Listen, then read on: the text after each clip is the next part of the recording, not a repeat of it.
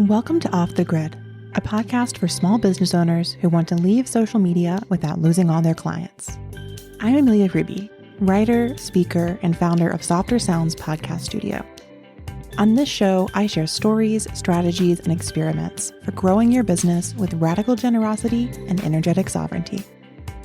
Download your free Leaving Social Media toolkit at softersounds.studio/buyig and join us as we do it all off the grid.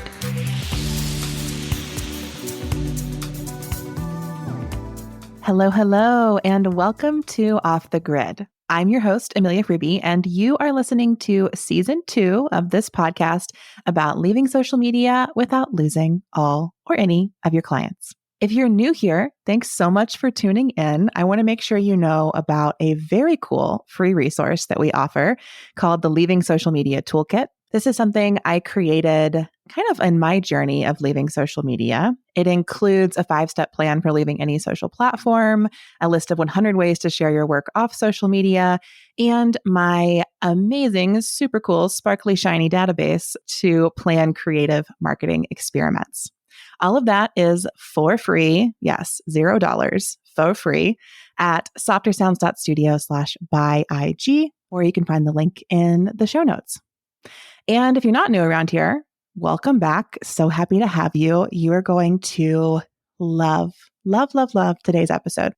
So today on the pod, I am inviting a wonderful new friend of mine. We've gotten to know each other over the past few months through some really amazing offerings that she's created. So let me tell you all about her. Melissa Word is an artist, dancer, writer, and somatic facilitator.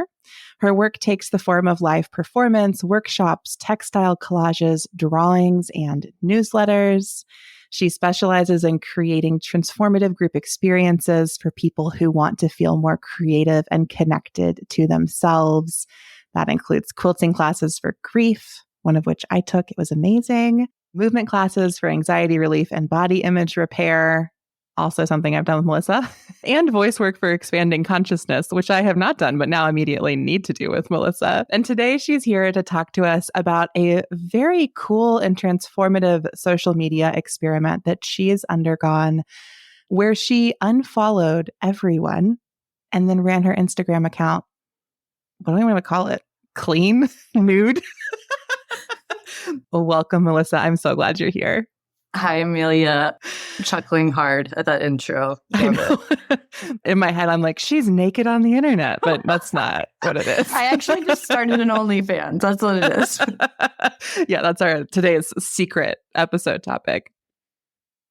Anyway, I obviously just read your introduction, but I feel like you are, in my heart, and like an artist's artist, and I never know what you're working on at the moment. So could you tell us a little bit about just who you are today and what you're working on in this season? Thank you for that invitation. In true human design manifesting generator fashion, that is something I come up against and with and flow through all the time of even my most closest pals and beloveds are like, oh, wait, what are you doing now? I literally started a newsletter just so I could tell people surprise, this was who I was last week and now this is what I'm doing. And I just feel so sweet to hear this phrase, the artist's artist, because I think that's sort of the one identifier I always come back to. And all the other ones, all the other cat with 9 lives versions of myself have been I don't know if that's the definition that feels correct. Am I a dancer? Am I a choreographer? Am I a performance artist? Am I a writer? Am I a poet? Am I a quilter? Through the years, it's yes, just the vein of gold of art, running through the ways that I move through the world. That's the one that feels the most correct. But practically speaking, I feel like the way my art is really finding itself in the last couple of years is more through facilitation, right? It's taking all of these things. I actually had this really strange premonition-ish dream last night. I think getting ready for this, there was this piece of defining what it is that I do now, which always feels kind of a sticky quicksand for me of putting the name on the thing of what it is I do as an artist. But the thing that came through in the stream was like, okay, I have this history as a dancer and dance artist, but that's a pretty like niche, esoteric world of like the world of modern dance. And so I think like what came through in the stream and what feels so correct for me is like, I really am like a bridge walker, like helping people understand or learn about or connect with all of these tools that I have learned and gathered as primarily a improvisation-based performance artist. And I just like create sort of whatever I feel like in the moment as an offering. Like I've been listening to your podcast so much lately and I'm like, gosh, Amelia is such a wizard with strategy and like structures and strategy for bringing your gifts into the world. Man, I got a Wild West flair into the ways that I pull the art rabbit from the hat. And I'm like, okay, now we're working with this workshop or this class or, this performance piece. Yeah. I think you're a wizard too. We're probably just different like elements of wizards. I think my wizardry is very much in my Capricorn rising, like earth. Yours might be more watery or airy or fiery or whatever strikes you. Something that I see a lot of with folks who love off the grid or people I encounter through my podcast studio, I do meet artists, and one of their biggest struggles is, how do I shape offerings? How do I strategize around this? But also then how do I share my work in the world? How do I put it out there? How do I put myself out there? And then we inevitably end up on social media, and then it like wrecks their creative practice, like totally desiccates it. That sounds a little intense, but I'm clapping, I'm snapping. I encounter it more than I wish I did. And it's part of why I wanted to talk to you today. So could you tell us a little bit about your journey on social media? How did you get on the platforms? What's your platform or platforms of choice? And then how did you or when did you start sharing your art there? Desiccation feels very correct for me. I've used in my mind the words dehydrated. I always think about my relationship historically to sharing what feels like the richness of my interior creative life. Sharing that in a public way historically has felt, totally bound, just very bound, and like trying to take the Colorado River and send it through a drinking straw. And it's like, wow, there's problems with the platform itself where you just like can't get a lot of depth, right? That was like one sort of historical critique. And then there's all the like fears of being seen, fears of being misunderstood that feel, there's a Venn diagram with like the artist self that is so used to being dismissed or misunderstood in a culture that isn't particularly supportive to artists. But then also that's just like my own personal recovery of like being witnessed in the world. All of that is to say that like historically, my relationship to Instagram has been like big lurker energy, right? Like I have it so that I exist. I have it so that I can post about a thing I'm doing. Hey guys, come to my show, come to my thing, which I'm saying it like that, but like, I really love this voice of your inner marketer. Apparently, she's got feelings about. I'm going to say like an inner critic has entered the chat.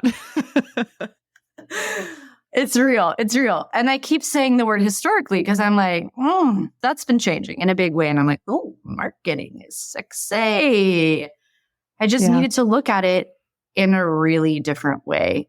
This is a big piece for me, is that for so long, and this is also about healing so much of myself through like ballet training and dance training and being a performer on stage, growing up as someone who was always on stage and really understood myself in relationship to like shiny performer, an audience who comes to look at me be a shiny performer.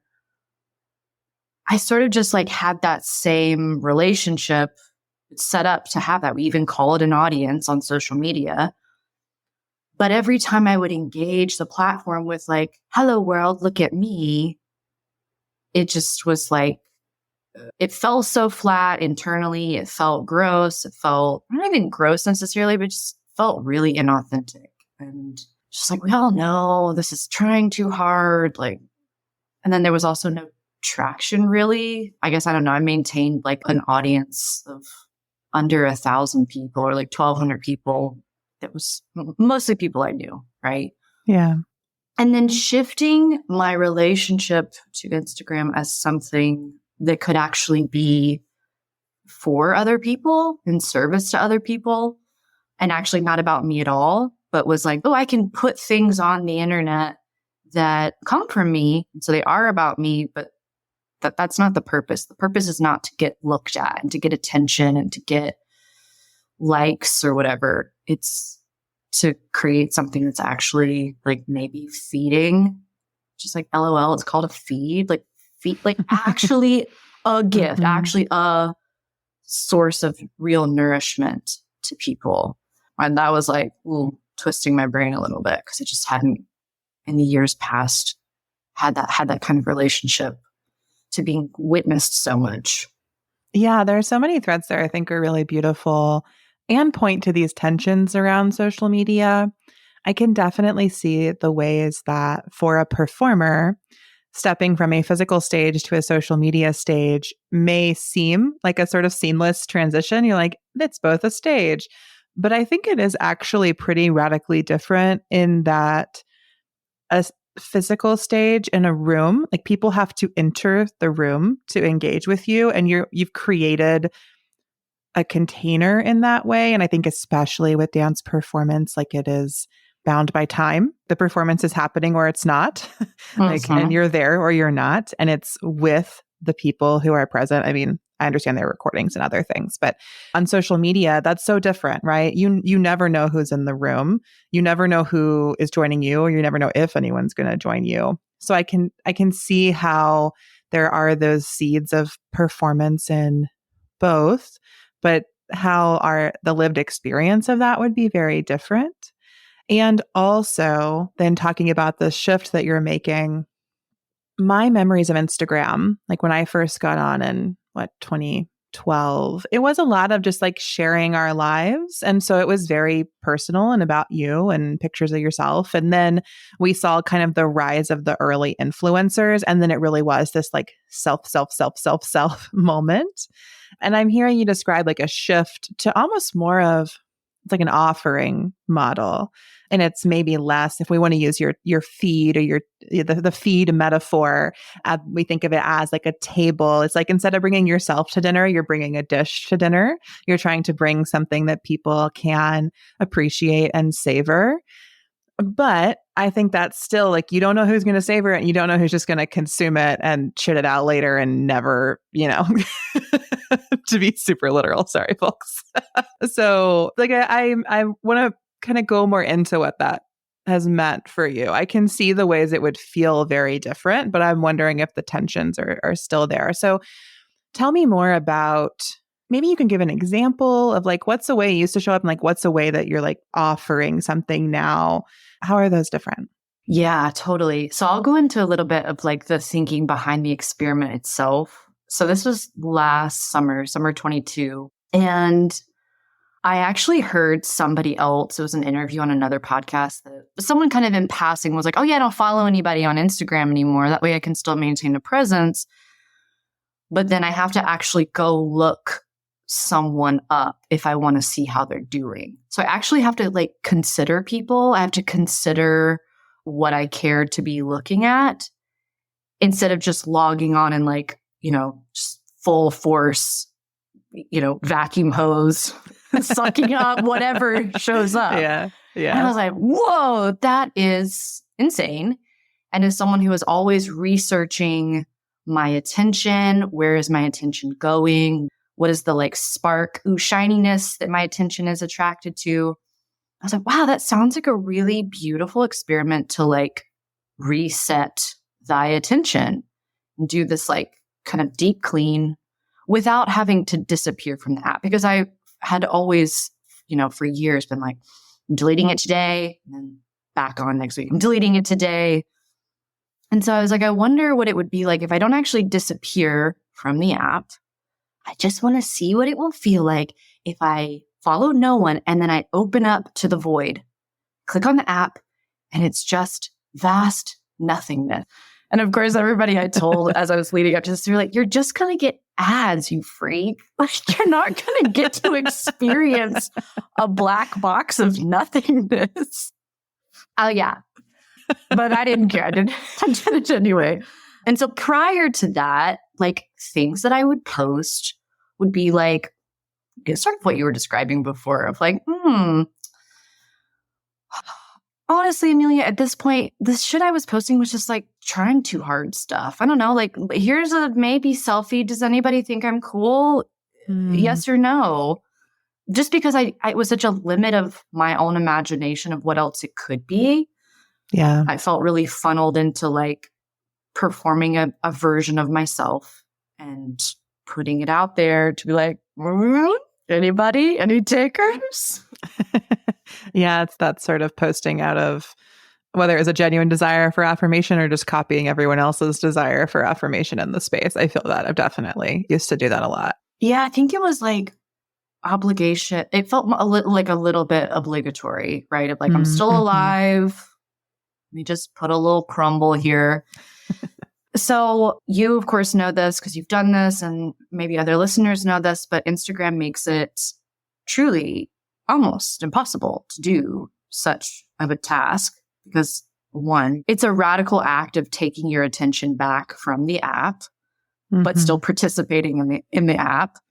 And so what would happen is I think around that time I had like 1,500 followers or something, and I could only delete 100 people a day. Yeah. And just to be clear, you're not deleting your followers. You're deleting the people you're following, right? Oh, yes. Followees. Followees. Yeah, yes. There's not a good word for that. But I just want folks at home to realize you're not getting rid of everyone following you. The people following you are still there and following you. But you are unfollowing everyone that you have followed. You are no longer a follower of anyone. Correct. Yes. But we were joking before we started recording, pulling a Beyonce. Yes. Just, I wanted to see that glorious golden goose egg 0 under following no one. So yes. And it felt, Amelia, it brought up so many crazy feelings around like, people that I had been following for 10, 11 years, people that I went to high school with, people that were like really important contacts, people that I'm like, oh, I met you at this interesting festival in Montreal in 2012. Like, how am I going to find you again? So I did download all of my contacts and figure out a way to do that and like put it in a spreadsheet. I was like, I have a Rolodex. My. Remarkable. I actually have my contacts. And then I would sit there every day for 2 weeks and do my little executioner dance of swiping unfollow one by one. And I did that. I stayed in that place of following 0 people for 6 months. And I just now, it was like in the last month, I've started following people again. Take me back to that moment, those 2 weeks where you're unfollowing people. So Instagram limits how many people you can unfollow at a time. So, you can only do 100 a day or something, hence why it took 2 weeks to unfollow 1,500 people. You described like who the people are, why that would be weird, but how are you processing that? Especially because I know you do work on grief in your creative practice. Were you thinking of it as a grief process? Were you grieving something about those relationships or yourself or your relationship to the app during that time? I don't know, there's a part of me that's like, wow, it's so funny to talk about something like so mundane as like, just like what choices you're making on social media that would like bring up all these intense emotions. But yeah, it really did. I think the strongest emotion it brought up was like the recognition of how much codependency and people pleasing is all tangled up within who I choose to follow. I noticed a lot of people started unfollowing me, like 600 people stopped following me once I went through this process. Wow.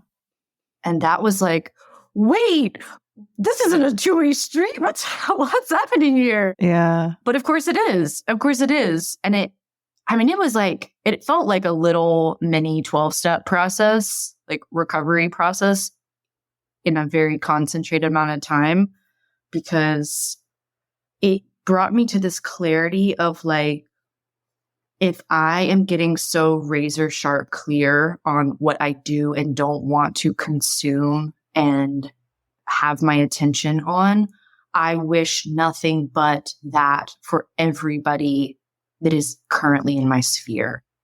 You know, I hope people are taking a swift, sharp blade to what it is they're taking in, because it's do or die a little bit. It just feels like it's only going to keep continuing how much is vying for our attention. And so that was strangely like a grief process of like, yeah, there was a lot of letting go, a lot of surrendering, a lot of surprise at how it really shook up the snow globe of a lot of my relationship to how I'm witnessed, to how I want to be seen, how I actually am seen, and how those are incongruent potentially. I had to be really willing to be misunderstood by people who were like, oh, this hoe's going to stop following me? Okay, well, I didn't like her anyway. Whereas if I hadn't made this choice, things could just continue being kind of copacetic and easy and fine and chill between me and all these people on the internet. Yeah. I mean, I think that fear and that specific like inner monologue is also so real. It's the entire motivation behind the mute button, right? Like that you can still follow someone, but mute them and not see their posts, which to me is like, I mean, power to people who want to protect their peace. I get it. Some of us like we don't have choices about relationships you're in or not in, but normally when I would get the urge to do that, I'm like, Amelia, you're just copping out of a hard interaction, and we do hard things in this lifetime. And in the current lifetime I am in, I'm doing hard things instead of avoiding them.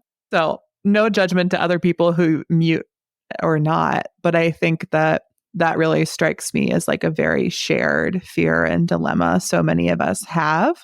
And I think there's something nice to the like, I'm going to follow no one, like the radical nature of that chop that's like, it's no longer personal. Even though you are dealing with those personal feelings, some people may take it personally and you just have to accept that, surrender to that. But at the same time, it's like, no, there's no favorites. There's no like, I'm keeping you, but not you. It's like, you're all going.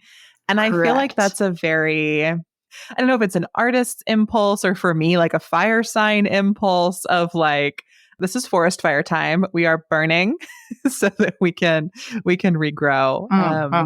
And what you're regrowing there is your attention, which I completely agree is one of our most precious resources.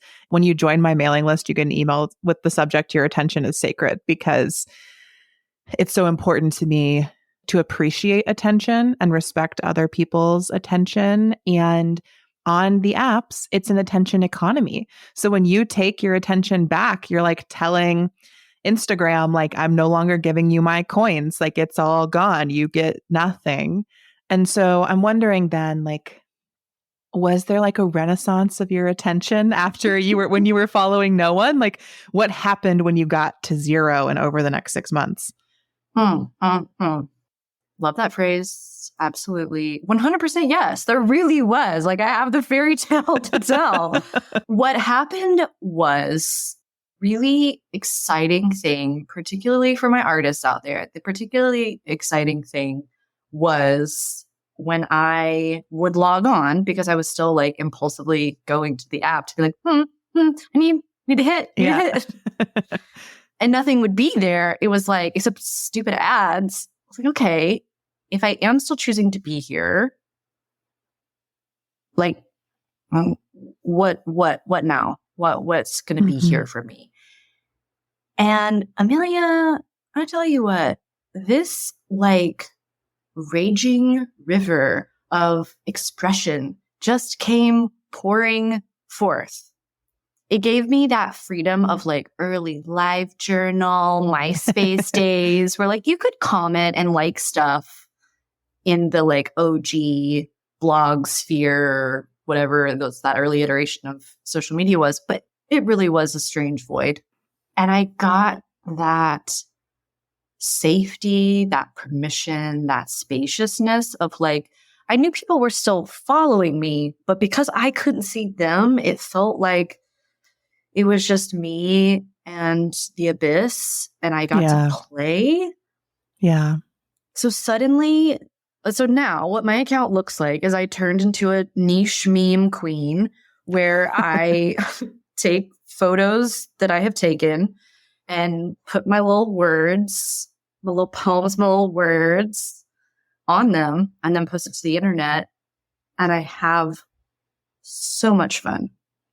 It came kind of like serendipitously. There was no strategy. I was not like, okay, let me like sit down and figure out what my new brand strategy is on Instagram. It just was like, okay, let's just throw some noodles at the wall and play, because suddenly this space doesn't feel like all the air has been sucked out of the room. Yeah. I'm just gonna ask a blunt question.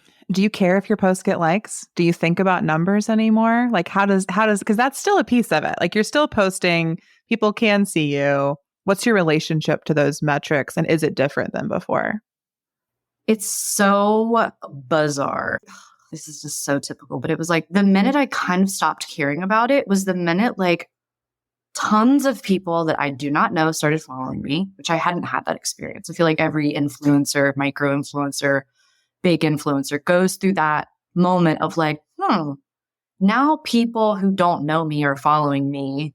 And it's not just like 1,000 people I know. I think the last thing I posted got like the most sort of engagement of anything I've ever posted. The way that I post now feels so just like bippity boppity. Let me just put some words on a thing and send it. Here we go. And somehow that like lack of preciousness about it seems to be resonating. And there's something energetically about that like resonates with people. And so now my posts are shared a lot and liked a lot, and things that like, that's just not a way that I had engaged in that space before. But if I'm really being honest about your question, like your actual question is, do I care if people like it or not? I would say that there still is, I think we have kind of like what I'm about to say, I feel like there's like we reject this idea because it feels like, oh, maybe that's a little vain. But I have to be honest about the fact that now that there are more people who are engaging with my work, people that message me to say, thank you so much for this dish you brought to the dinner table, to go back to your earlier metaphor, I'm like, cool, that is fuel in my tank. That feels really fun. I'm going to keep doing this. Yeah. If it was absolute crickets, it's hard to say, but it doesn't feel like work in the way that social media has always felt before. It just feels like big playtime energy that is received with so much lightness. And so there just feels like this reciprocity, an exchange of attention and energy there. Did you start to see that engagement when you were still following no one, or did it start to grow when you started following people again? Oh, it was before. It was kind of immediately, maybe. It's hard to remember now. I'd have to go back and look. But I think there was a period where I was just like, I'm in the comatose Shavasana resting state of I'm not posting anything. I'm not following anybody. I'm just letting some repair happen, I think. Letting the bones reset. And then so you asked me earlier of like, did I have a renaissance of attention?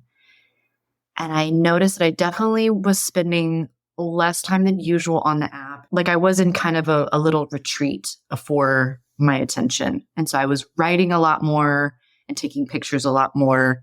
And it kind of just happened seamlessly of like, oh, let me just put these things together.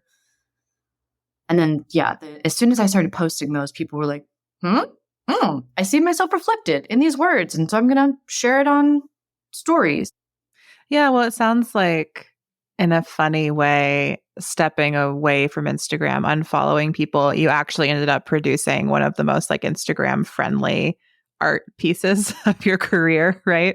Because I think what Instagram does best, right, is pictures and words. And so now you have this body of work you're creating that is images and words, but it's like when you were still so in the midst of everyone else's work on the app, you couldn't access that for yourself and you had to like pull back and then step there and then it came forth, I guess, is what it sounds like. So tell me about, what did you take away from this experiment and when did you know it was over? Mm-hmm. That's a great question. I think I'll start with the second one first. I started getting itchy like around month 5. And I started feeling like, wow, I actually don't have a clue what's happening in the world. I'm missing a lot of events. I'm missing out. I actually am totally not knowing about a lot of things that I really would like to know about. And I use Instagram as like such a mind expander, you know? There's like people that I was following previously where it's just like, man, your content really just blows up in my brain a little bit and I grow.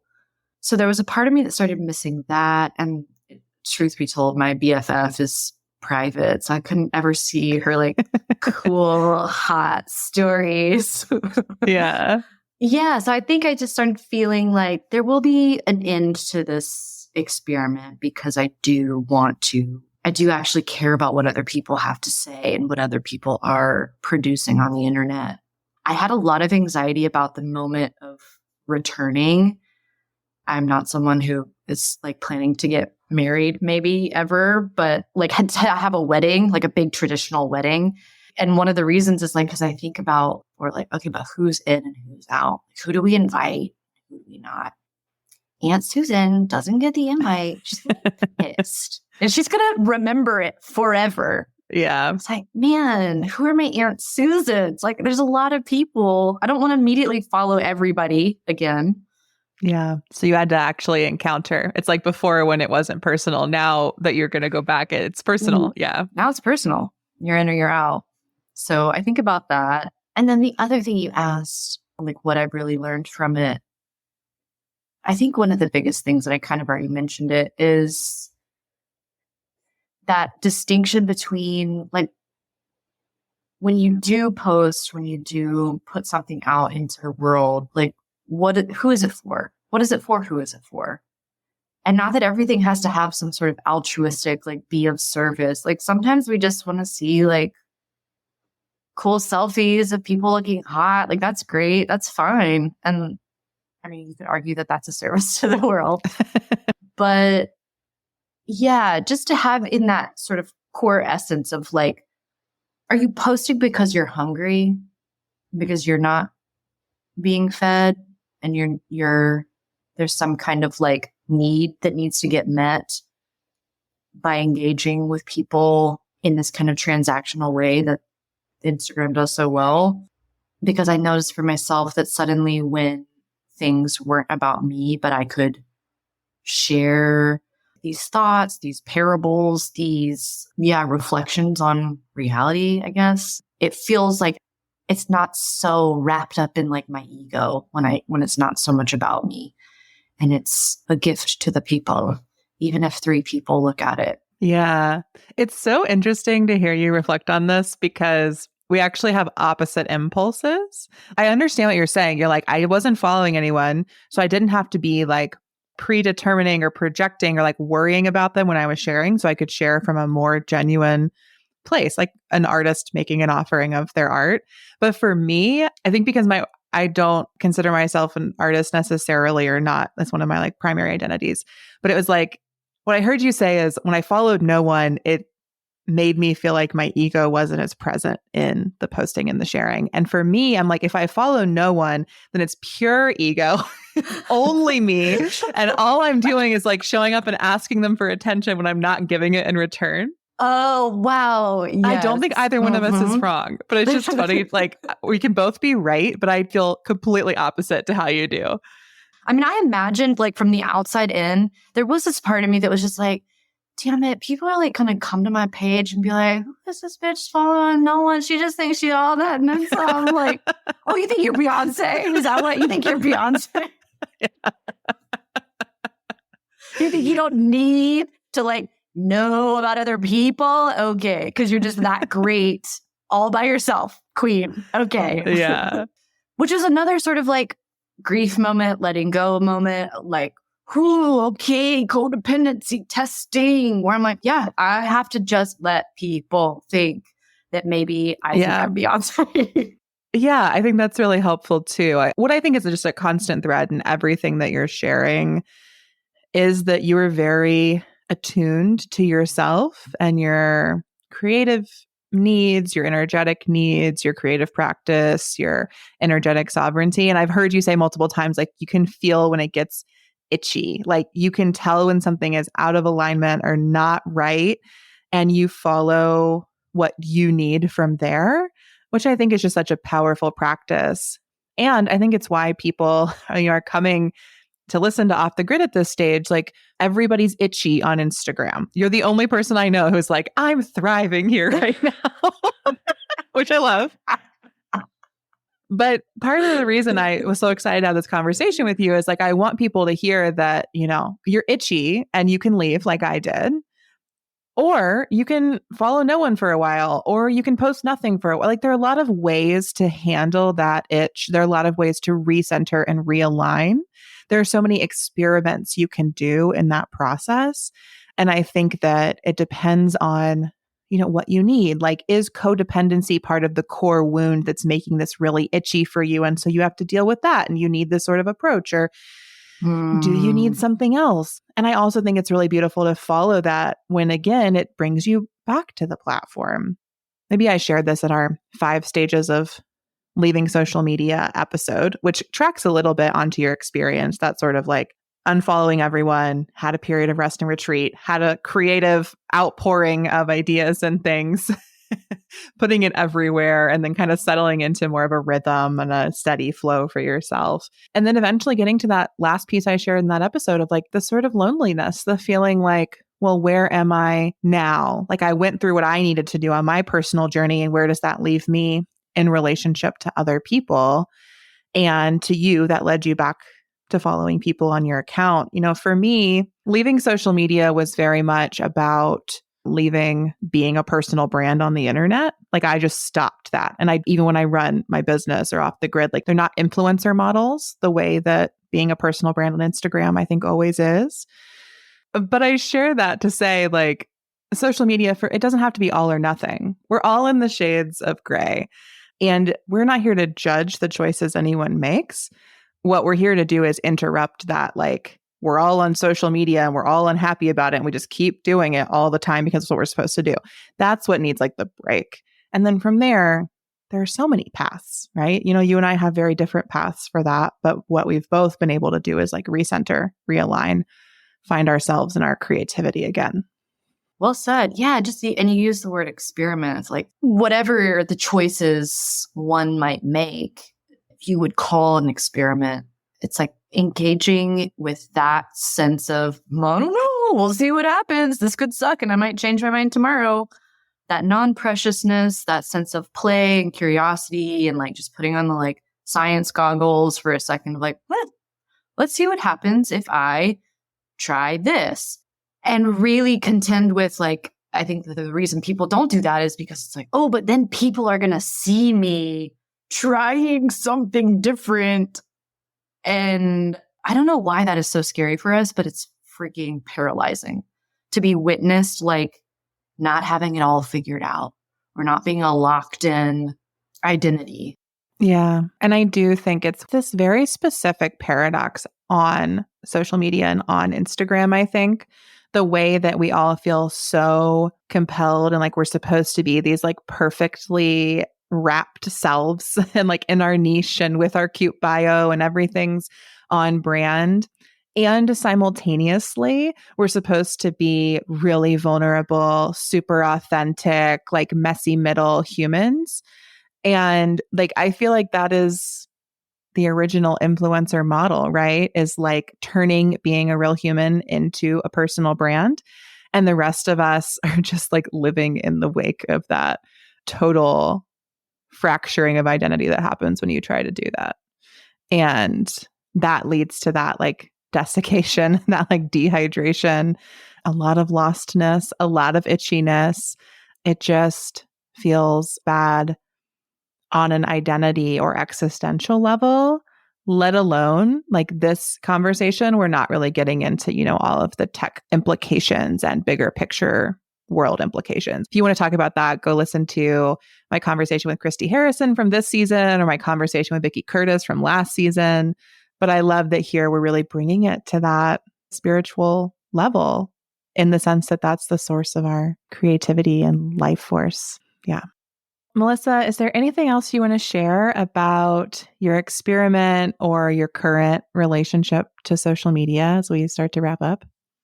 Yeah. So, okay, things that I would like to share with people. I am starting a podcast that I would love people to know about. You have coached me on the sidelines of like, yeah, do it, baby. And if everybody goes and listens to it, maybe that will be able to make me be able to get Amelia on board as my NPR producer.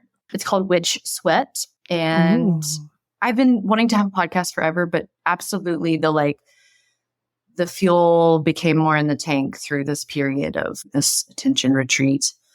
But that podcast is about movement, the body, intuitive relationships, creative relationships with the body, and creative practice, spiritual self-inquiry. At least I think that's what it's about. As you know, these things kind of have their own life, and we'll see what it is going to be. And I made a little mini zine called Attention Reset that's really a reflection. I don't go into like the nitty gritty of, what we've just been tugging at, but I made it as a guide to help people who are looking for more juicy, non-desiccated strategies for opening up the aperture of attention and just being able to like fall in love with the world off of your phone a little bit more through like what you're looking at, what you're paying attention to. So that's a really fun little ditty.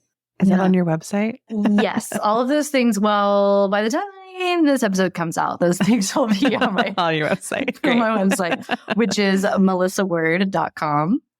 And then my Instagram, where I'm playing and apparently thriving according to you, which is funny to think about. Where I am playing on Instagram is at Melissa Word Studio, just continuing to see what is alive and juicy in that space. Beautiful. Well, thank you so much, Melissa. We'll link to all of that in the show notes, of course, so folks can head there. I'm very excited for this zine. If this conversation has inspired you to really want to change your relationship to social media, you can download the Leaving Social Media Toolkit. And if you do an experiment of following no one or any other social media experiment, please reach out. Let me know. Let Melissa know. Tell us what it's like. And maybe you too can come on the pod and share your story. And we'll just talk all about the experiments we're doing on social media. Or off social media, on and off social media. That's what we're here for. So Melissa, thank you again for your time. I love this conversation. Listeners, thank you for listening. And until next time, we will see you off the grid.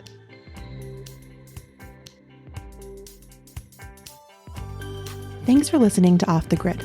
Find links and resources in the show notes, and don't forget to grab your free Leaving Social Media Toolkit at softersounds.studio/byeig. That's softersounds.studio/byeig. This podcast is a Softer Sounds production. Our music is by Purple Planet, and our logo is by Natelier Studio. If you'd like to make a podcast of your own, we'd love to help. Find more about our services at softersounds.studio. Until next time, we'll see you off the grid.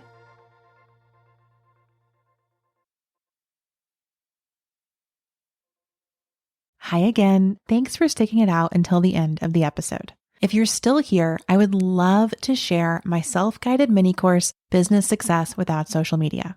This podcast is a totally free resource to support you in thinking about marketing without social media. But the mini course is where I really go into how to set your business up for success without social platforms. In the course, I help you handle the emotional aspects of leaving social media, the challenging feelings that come up when you're doing something differently, and how to shake off all those shoulds around marketing. I also guide you through my business fundamentals, what I think are the 3 core pillars of any successful business. And I help you see how to connect them so that however you market your business, you can make sure that your marketing is connecting your offerings with your ideal clients and community. This mini course is based on the live workshop series I did last summer, and let me tell you, it is super transformative. Folks have reported back that it totally changed how they think about their business, and it's allowed them to do a lot less marketing that's way more impactful. So if you're still tuned in, this is probably for you, and right now, Business Success Without Social Media is only $44. It's going to go off sale later this spring as I reimagine it and then raise the price. So if you'd like to get the goods right now at the lowest they will ever cost, go ahead and head to the show notes and register for Business Success Without Social Media today. Thanks again for tuning in. I'll see you off the grid.